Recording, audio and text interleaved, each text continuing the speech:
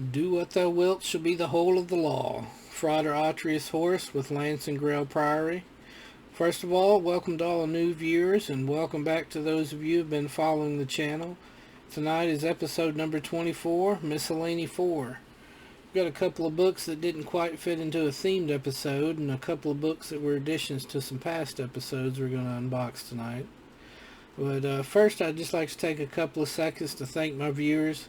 I do appreciate your time and interest in what I do. My goal is to build a library here at the Hermetic Hermitage to preserve as many books as I can, and to, for the present at least, be able to show you books that you may not otherwise be able to see. While I've been collecting occult tomes for the last 15 years or so, I started this little video project about a year ago, and here I am up to episode 24. I wanted to be able to present books that were out of print, rare, and hard to find, to keep them alive in the minds of other bibliophiles and occult collectors out there. I've always had a passion for reading and collecting books of all kinds, but when I discovered the occult, it all fell into place for me. Since then, I've made it my life's work to build the best damn occult library I could. And this series is my contribution to the community at large, and I hope you enjoy watching it as much as I do in making it. And with that out of the way, and without further ado, let's get to unboxing.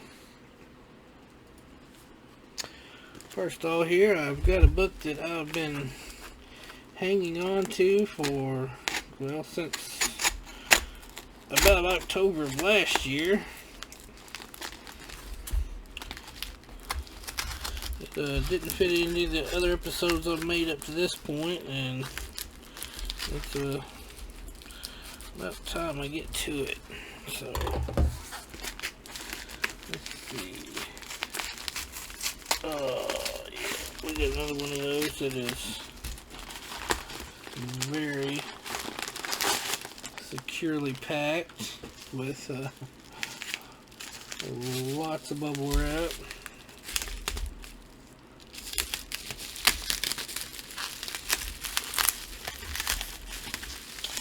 Can't complain. I'd rather them come in with too much packing than come in damaged.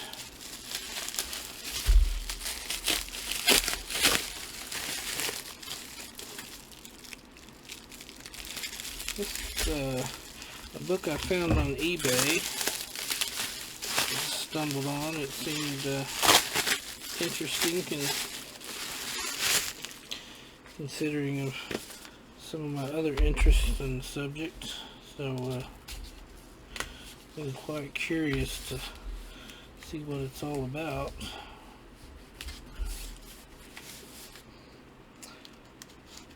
It's rather old. Not exactly sure when it was published, but we'll get to that here. Yes.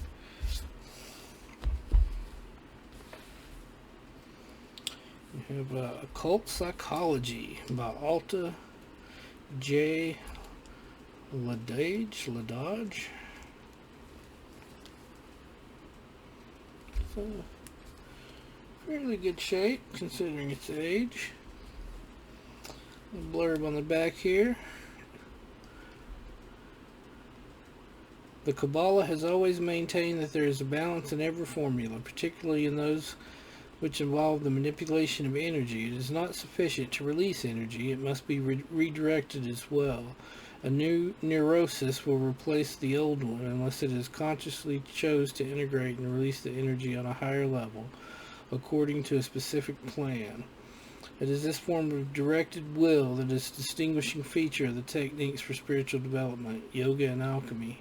It is therefore Jung's postulation of the process of integration that sets his system out of the range of run-of-the-mill psychology. Interesting. Occult Psychology, a comparison of Jungian psychology and modern Kabbalah.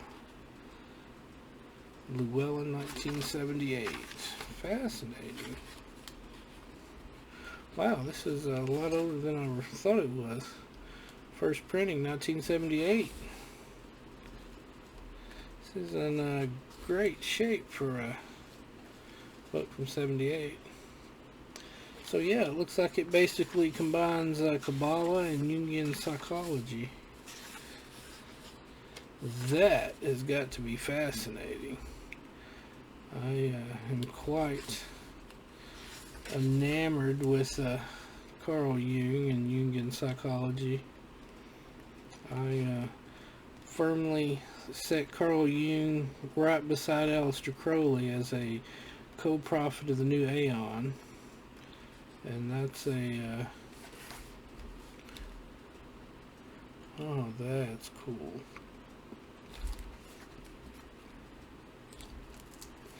That's a rant for another video, because I could go on about that for quite a while. But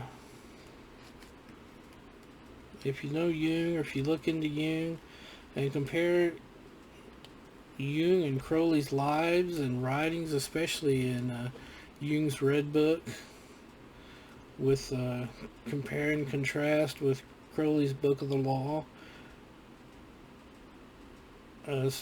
also Jung's book Aeon and Answer to Job, there is quite an amazing amount of philosophy there that lines up with each other.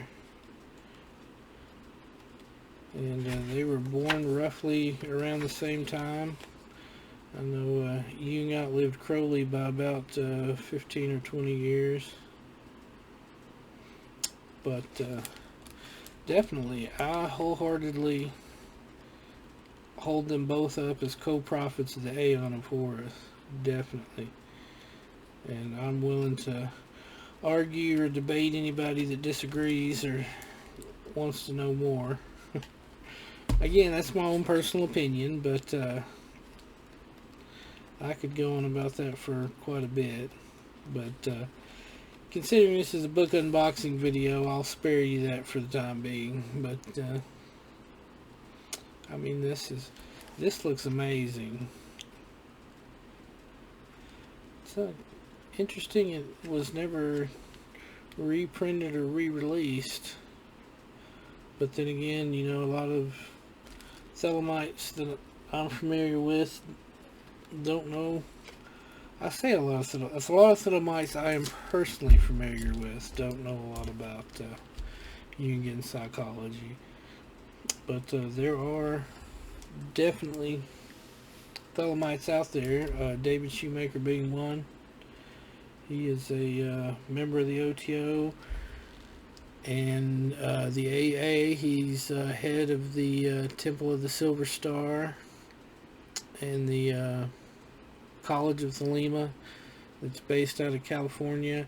But he definitely, if you've ever have the opportunity to attend or listen to some of his lectures or his books where he talks about psychology and the occult, or Jungian psychology and specifically in regards to Thelema, definitely take that opportunity and check it out. He did a couple of talks at the ThelemaCon year before last that just really blew my mind. And they're doing another ThelemaCon this year in September or October, I believe. So looking forward to that. But yeah, this looks like a great book, and I've been hanging on to it for quite a while, waiting for a video to open it. But definitely this will be added to the top pile of my reading list. Okay, and let's see, what do I have next?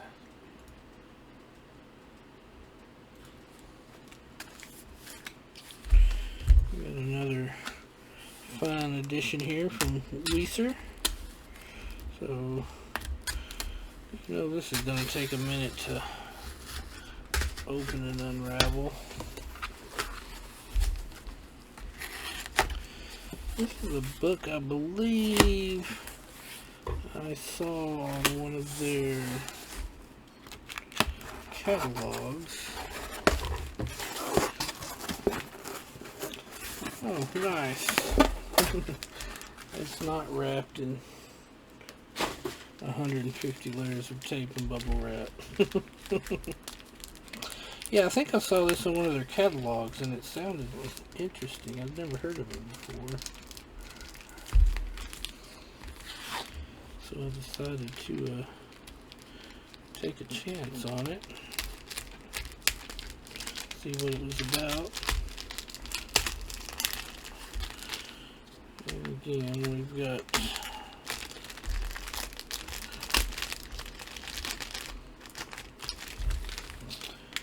way too much packing tape.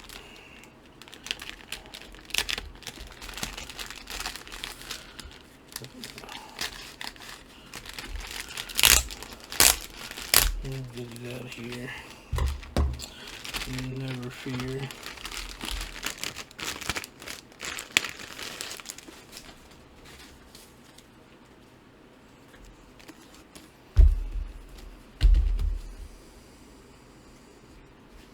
A little bit of a glare here. That's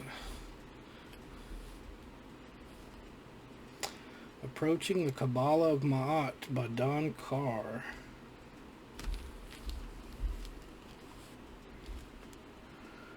Approaching the Kabbalah of Maat explores three radical expressions of modern, goddess-inclusive occult theory and practice that evolved in the late 20th century. Drawing from the same broad esoteric lineage that produced Aleister Crowley, Frater Akkad, and Kenneth Grant, Maat magicians and theosophists such as Nema, Aeon. Hey, I've got a... You want to jump back and check out, let's see here, what was that?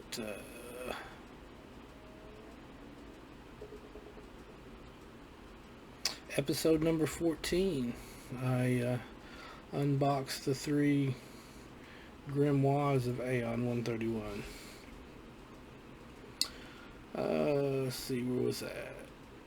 Theosophists such as Nema, Aeon 416, and others developed new concepts of personal and cultural evolution, weaving Aeonic theory and Kabbalah into revolutionary tenets and practices. Approaching the Kabbalah of Maat reproduces transcriptions of original documents, diagrams, and artwork by individuals and groups involved in the Maatian practice, including a significant collection of material from the Thelemically inclined occult order, the OAI. The book also offers a well-researched history of the esoteric streams that gave rise to the progressive, subversive methods of Maat magic and the broader cultural movements and upheavals which contributed to them. Fascinating. Fascinating. I always love it when I get a new book that relates back to some other books that I have, or other books, especially other books I've already made videos on, and how everything just kind of like ties in together. He's done a couple of co-authored he's co-authored two of the books in the acclaimed source works of Ceremonial Magic series that were published by Golden Horde Press and Stephen Skinner.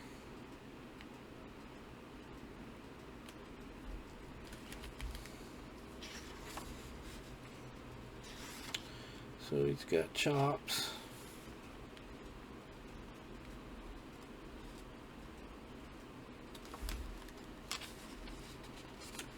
Nice. So limited to 416 numbered copies, which is number 292. It's distributed by Weiser Antiquarian. That's where I got this copy from.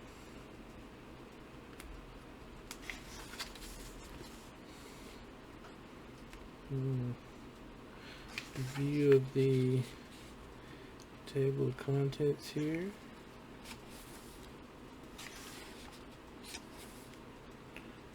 Nice.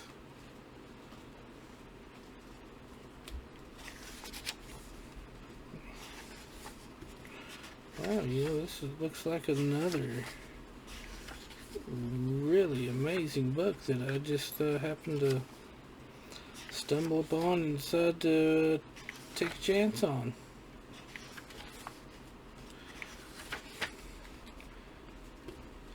Mainly got it because it is Maatian, which ties into Crowley and Occult and Kenneth Grant.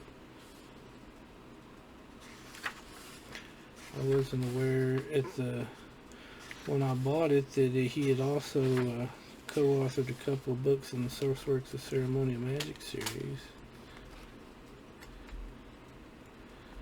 It's a nice hefty little book. Looking at almost 300 pages.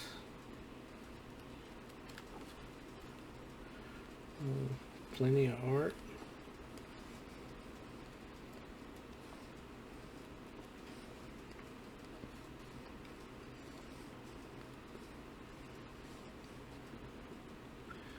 Well, this is interesting.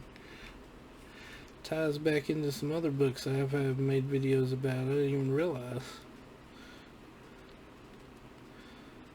So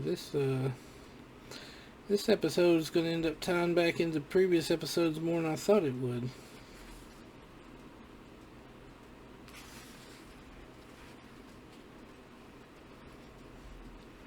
Wow. This looks like a pretty heavy tome.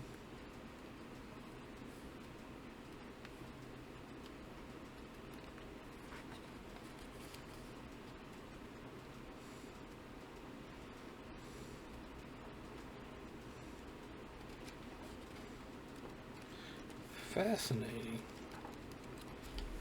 I do believe you can still get copies of this on from Weezer.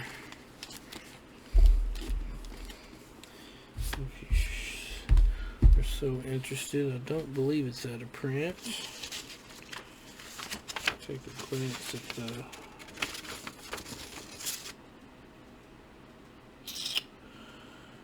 well, actually, I bought this from Amazon without realizing it was from Weezer instead of buying it from them directly.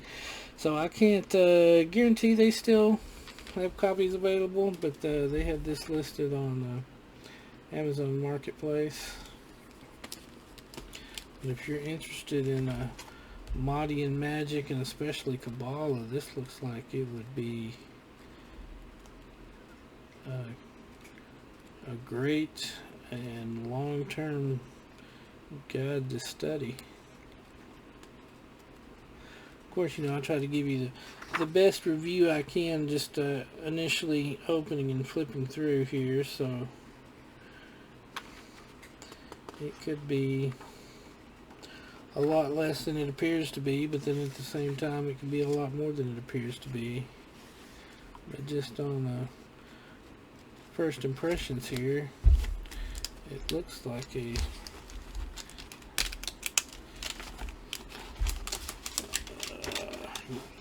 dust jacket all jacked up here.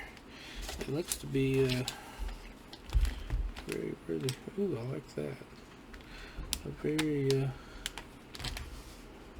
worthy tome. Nice addition to the library here. Especially that, you know, that Don Carr here, the author, has co-authored 2 other grimoires, books on grimoire magic. Interesting. Very interesting. Glad to have it. And this one here, this box came in a little bit, I think it's let me see I'll cover up my address here, but it looks a little bit water damaged, which I was worried when I first got it. The other 2 books in this series that I have were also slightly damaged when they arrived, so I'm hoping this one won't follow suit.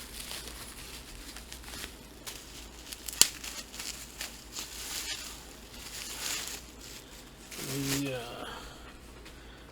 first 2 volumes Here we have Michael Bertio's Cagliostro, The Secret Lives, Volume 3 of 3. This is quite a thick one there.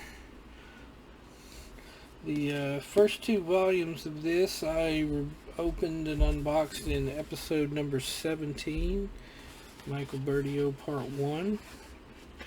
And this is the third of 3 volumes. Oh, nice. This one's number 65. Oh, cool.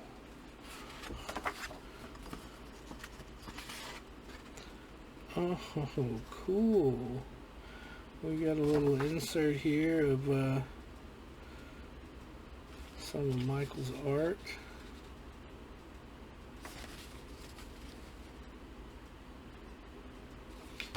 Nice. You can also get this in a signed edition, but unfortunately, while I do have numbered copies, I do not have signed copies. And I'm not sure what the limitation is on these. It doesn't appear to be stated here. Nice, we got some color art in here, Michael Bertio's. And again, this completes the Count Cagliostro series. If you would interested in more information and like to see the unboxing of the first 2, that's back in episode number 17, Michael Bertio Part 1. Where I'll go into a little more detail on what these are about.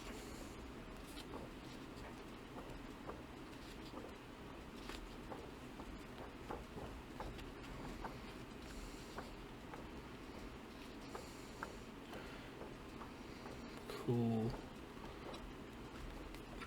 Pretty cool. This is a hefty book, and I am very happy to see it arrived in perfect condition and not damaged like my first 2 copies. And I do believe Weezer has copies of this for sale too. They might even have a signed version. Don't take my word for it. Check them out. And we got one more here,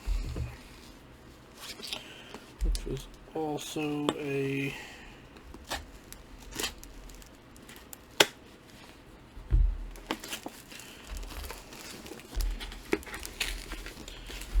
purchase from Weezer. See if I can get into this without destroying anything or cutting myself. This is another version of a book that I unboxed in episode number 18. Michael Bertio Part 2,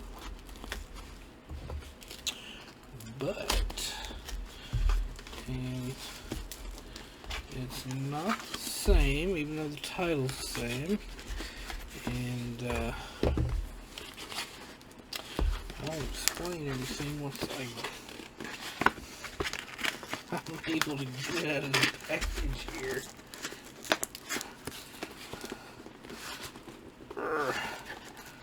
Tell you what,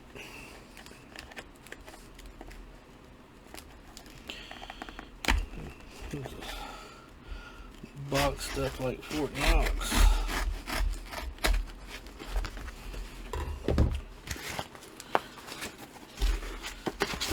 There we go. Alright. Let's see here. I'm really excited about this one.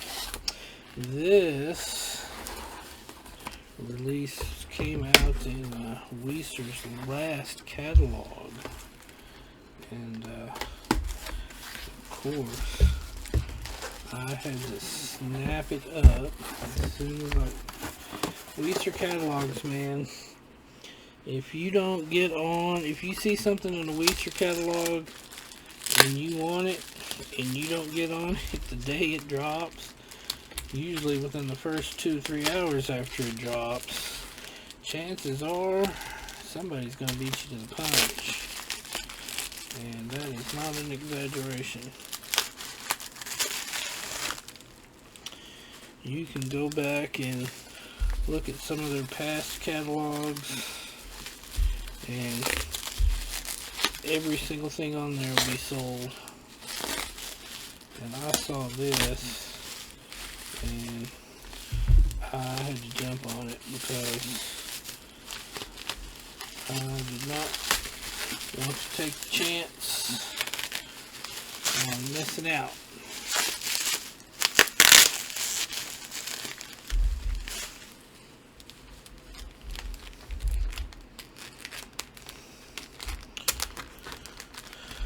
And I'll get into why here in a second once I'm able to. Woo! It's like peeling an onion. By the time you get through a layer, there's another one right behind it.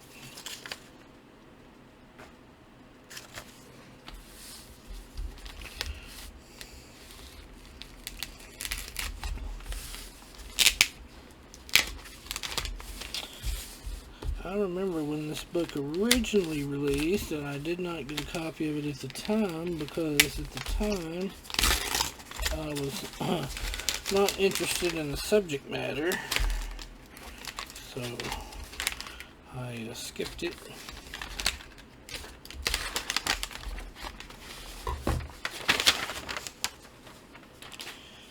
And here it is. Might be a little hard to see there. This is how well you can see that either. This is the Scarlet Imprint edition of Voudon Gnosis.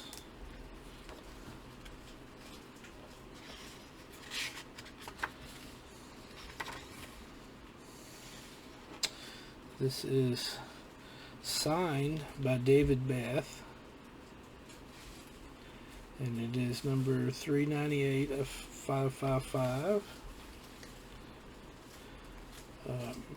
Part of the reason I wanted this is because I have quite a few Scarlet Imprint books, and this is one of the Scarlet Imprint books that I don't have.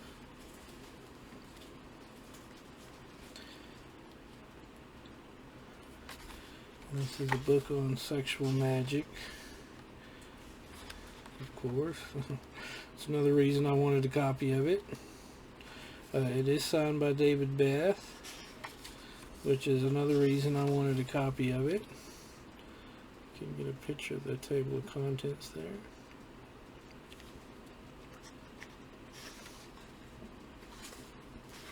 Like I said, I do have this book. There was another book also released under the title of Voudon Gnosis by David Bath by Fulger a couple of years after this one came out.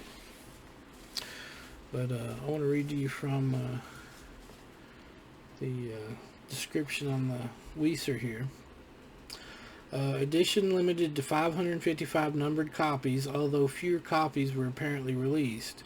Most unusually, the copy is signed by David Bath, who has also drawn the 11-fold cloth underneath his signature, which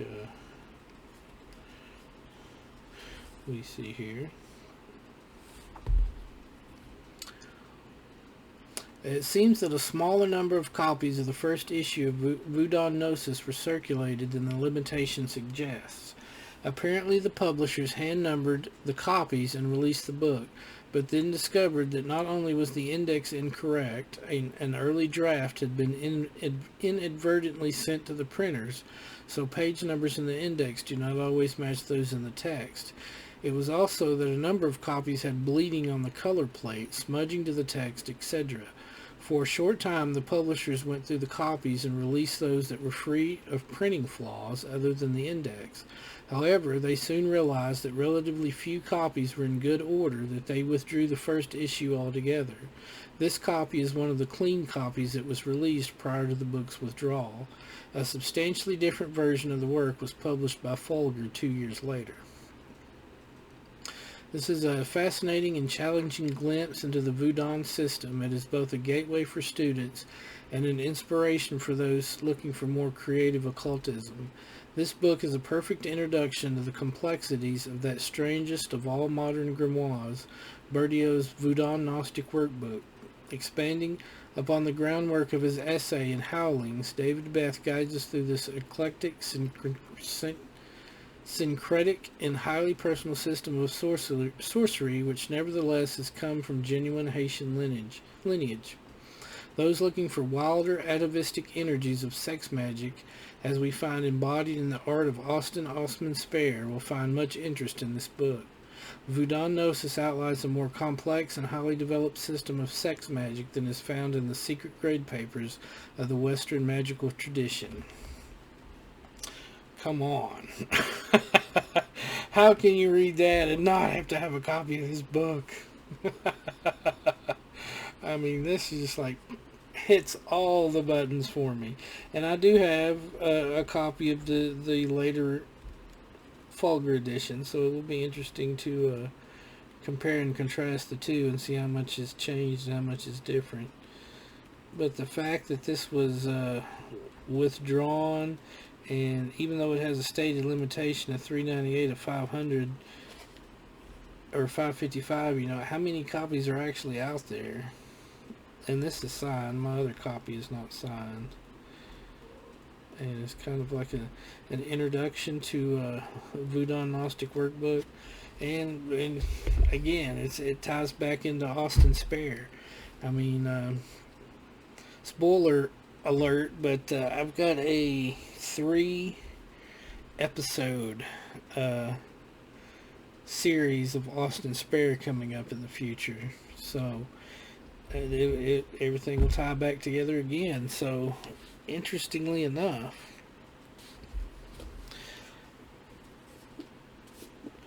considering everything I've opened tonight, it seems like in some form or fashion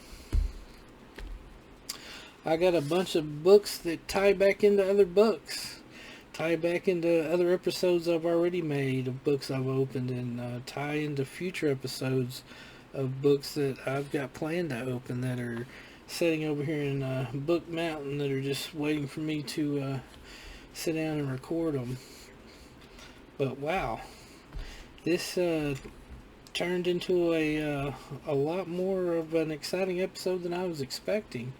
Usually the miscellaneous episodes are kind of just one-offs or things that don't fit into any other episodes, but yeah, so far, wow, it's like every one of these ties back into stuff I've already done and stuff I've got upcoming, so